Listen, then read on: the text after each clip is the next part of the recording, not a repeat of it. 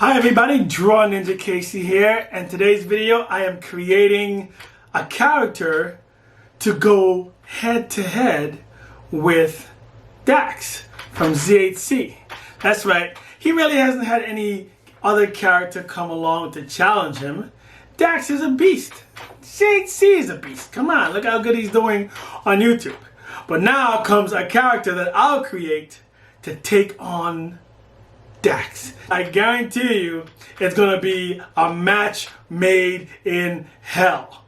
And this is only part one of this DAX versus my character series, because I'm not gonna tell you the name until the end of the video because the name is awesome. The name isn't awesome, it's awesome. You know what I mean?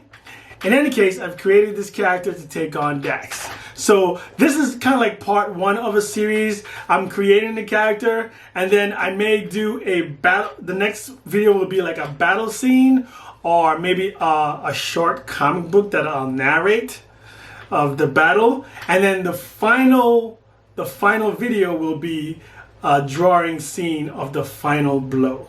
So who wins the battle of DAX versus my mystery character, whose name you will know at the end of the video? You'll find out in part 3 of this series. But in part 1, we're just gonna go to designing the DAX Destroyer. Let's go.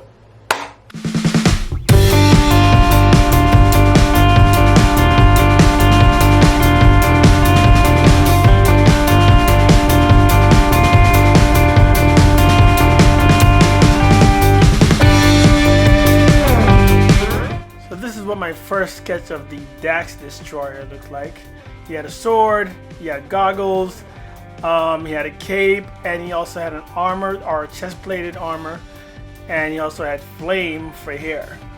And he wore goggles. I did away with the goggles, I think, in the final decision for the character design, but I kept the flame, the flaming hair, but his hair only flames up when he is powered up. I wanted him to have a lot of my features as well, so of course that meant I made him black, and he was very muscular. At least the black part is me.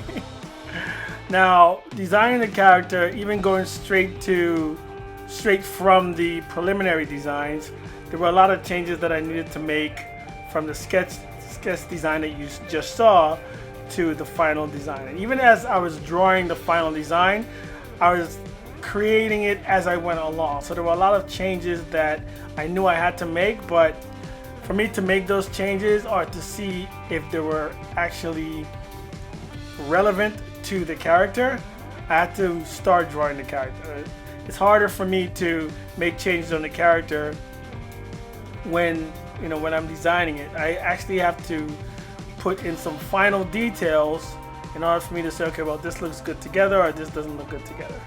So for me to design this character, or for me to get a better sense of the character, I actually had to start drawing him from the design I already have. And as you can see, a lot has changed even now with the designs. The circles on his chest and his boots are ways for him to channel his energy, his firepower. His head is usually shaved when he is not powered up or when he's not in battle, but when he starts to power up, there's a flame that ignites on his head. Now the circles on his armor he uses to focus or to channel focused beams of heat out of there. So basically he can heat blast from his chest plate and his torso plate, and also from his knees, because the fire surges through his body, so he's able to channel it from any part of his body. He carries a sword made of a special metal, and there is no other metal like it anywhere. It's one of a kind metal. You can't even find it anywhere. It is the only metal that he's able to channel his fire through that doesn't melt. So other metals he can channel his fire through, but they melt within seconds. This metal can sustain his flames for a good 10-20 minutes. So in battle, he's able to ignite the sword, which makes the sword even more powerful. And he's able to also send blasts of heat through the sword. So that makes him also a formidable opponent for DAX.